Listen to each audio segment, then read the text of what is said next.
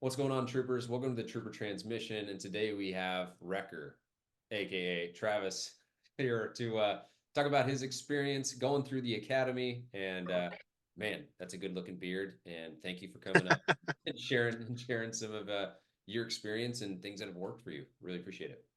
Yeah, yeah, no problem. Right on. So let's take the clock back 6, 7 months. What was going on in your life, and what inspired you to join an army of troopers? So I think I started September 6th, somewhere around there. And I had been following you for I don't know, maybe a year before that, and just liking all the stuff you were doing, and like nobody does stuff in like workouts and cosplay. So I thought that was awesome, Yeah. especially Star Wars related, and that really drew it, and just a lot of the stuff you were talking about was encouraging, and I'm like, I got to get on this one of these days. And at the time, I at the worst during COVID, I was at 340, and I had somehow whittled down maybe over a year, down to about 315. And but I still was just in horrible shape, horrible feeling, not sleeping good, borderline sleep apnea and all that stuff. And yeah, I decided it was time to do something about it. And then I think I commented on your video or something like that, and you hit me up, and it was off to the races at that point. Yeah, off to the races. And you jumped full in. I remember we were doing the Kessel Walk challenge the first time, and you were getting these Mhm. steps in at like 11 p.m. I was like, this guy's in it. I love it.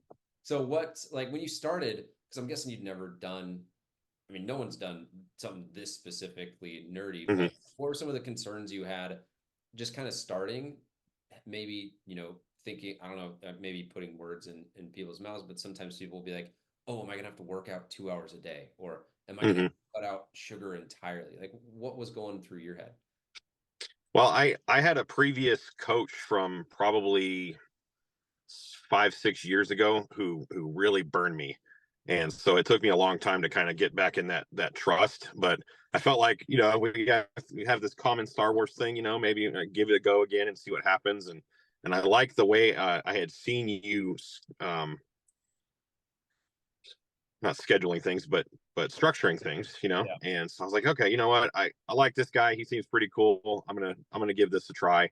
And but it is like you do have to put in, it's not I can kind of do this a little bit by a little bit. You do kind of have to jump into it and really give it a good go, because otherwise it's not gonna nothing's gonna change. And that's kind of how I had been for a long time, was just, oh yeah, I got a gym membership, I'll go. And then it would be like once a month, and then I'd skip a month, and then maybe I'd go twice. And but it really all got uh, structured when it was like, okay, it was 3 to 4 days a week, do an hour, 45 minutes, whatever the specific workout is. And it's you don't have to go kill yourself over it. You can just go and feel good and get out. Yeah.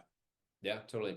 So on top of what you just said in terms of like maybe a realization, what have been a couple things that you've learned where you're like, oh, I had a perspective on this. That perspective has now changed. I used to think it was really difficult to try to make a calorie goal and still eat things that I enjoy. And it used to be, I would go 3 4 weeks and I'd be killing it and I'd be eating super healthy. But then I'd we'd go to a walk by a donut shop on the boulevard here, and my wife would be like, let's go get a donut. I can't do it, and it's been awesome. I mean, you've seen my fitness tracker. Like, I'll throw in a cookie once in a while, Starbucks cookie once in a while and stuff, and still drop 2 pounds.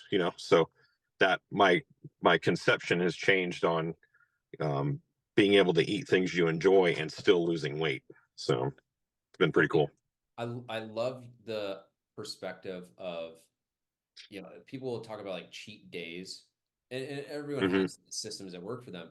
But cheat day kind of establishes once a day or once a week, once every couple weeks, you have the foods that you Hmm. or that you really want.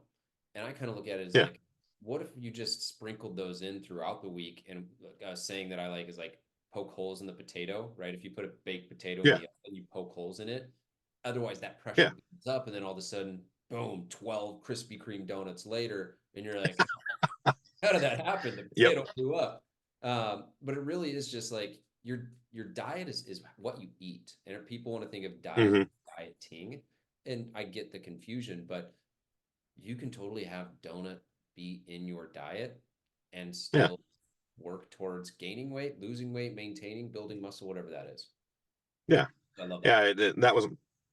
That was my problem was I would be so strict with it that I was like, I haven't had a donut in 2 weeks or a cookie in 2 weeks, and I deserve a dozen cookies right now. And then all of a sudden, I'm out of my diet and I'm not eating good again, and I'm hating myself. So you I'm know, picturing you in the wrecker helmet, just like shoving cookies up there. yeah, yep. They're just like crumbs falling out below the mouth.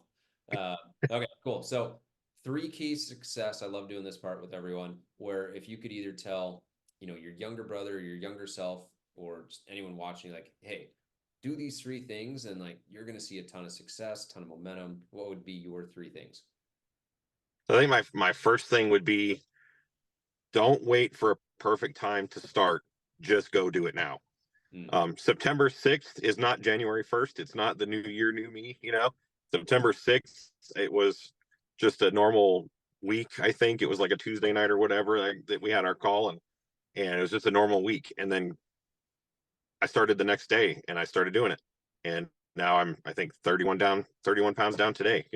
through the holidays, So yeah, through the holidays you drove your ship through the stormiest seas and came out with a cleaner ship at Disneyland. at So Disneyland.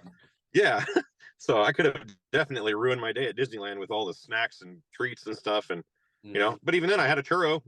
So I still did my thing. Yeah, But it was like I went through Thanksgiving, went through Christmas, and did it. So yeah, number one would be just start now and get moving. You know. cool. I love that. Um, the second one I think I've started to notice the last few days is if I wake up and my first meal has a ton of protein in it, I'm going to set myself up a lot better for the rest of the day because then I get to choose. If I have a ton of protein and real low calories in the first meal, I get to choose really what goes on the rest of the day. So like I just had lunch and it was 85 grams of protein for 600 or 700 calories, something like that. And so I know that the other 1,200, 1,300 calories that I have for the rest of the day, I get to kind of choose what I get to eat, and maybe I can throw in that cookie, throw in that churro, whatever I can, and still have 180 grams of protein by the end of it. So Dude, I love that. No one has said that. And I try and tell that to people as they like, start to learn more about nutrition. But the way I like to think about it, whether it's doing your chores right away or brushing your teeth right away, it's like get that stuff out of the way early, and then you mhm. can play whatever you want to do in the rest of the day, right? Yeah, Obviously, not a box of pizza, but it's that discipline creates freedom, structure creates mhm. freedom. Hit your breakfast, hit your lunch, dinner, go have a glass of wine with your wife and a cookie. And guess what? You still hit your protein and your goals. Yeah, yep. I love that. Cool. Number three. Number three has been using, like I have the Premier Protein and the Core Power protein shakes that I use and kind of throw in depending on how many calories I got left for the day, which one I use. But um, I've started mixing those in as replacements for other things. It's like I put a picture on Facebook of I wanted a cup of coffee late at night, and I had a decaf cup of coffee, and I used a caramel protein shake as creamer. Yeah. And it's like I used a quarter of it. It's like 40 calories for the hunt, the Premier Protein, and still got 20. Well, it's 25 divided by 4, so 8 grams of protein out of a coffee. Yeah. And so that's been what I've been trying to do is mix those things in to where it's like, okay, I really want some milk or some creamer.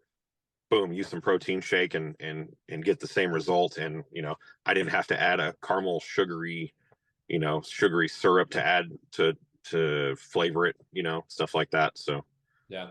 so That's that's kind of my third one. that's another, and I love that you're using these because these are like specific tactical, like big impact things. I call this like failing forward. And not that you're failing Hmm. having coffee or decaf late at night, but it's like, you can sit on the couch and accidentally eat a bag of Doritos or sit on the couch and Hmm. accidentally eat a bag of beef jerky. Completely different macronutrient profile. You're still dipping your hand in Hmm. something salty, but it's leading you in the direction of where you'd want to be going anyway. Sometimes it's, Yeah. I'll have like frozen mangoes with vanilla Greek yogurt. Mm. Good amount of sugar hits my sweet tooth, but it's like, oops, I also just had a bunch of fruit and protein. And so it's Yeah. little things like that to where I'd never seen someone do that coffee and Premier Protein. Yeah.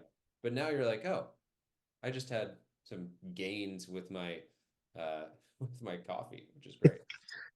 I know how that is because the other day I was digging through the fridge just looking for something sweet. I was having a sugar craving, and we had bought a big old bag of red grapes, and Oh yeah. so I took this humongous this humongous bush of grapes and I threw it on the scale and went, okay, 86 grams, cool. Put it in my app and went and sat on the couch and ate the grapes, and that That'll give boom, you that's a good amount of sugar.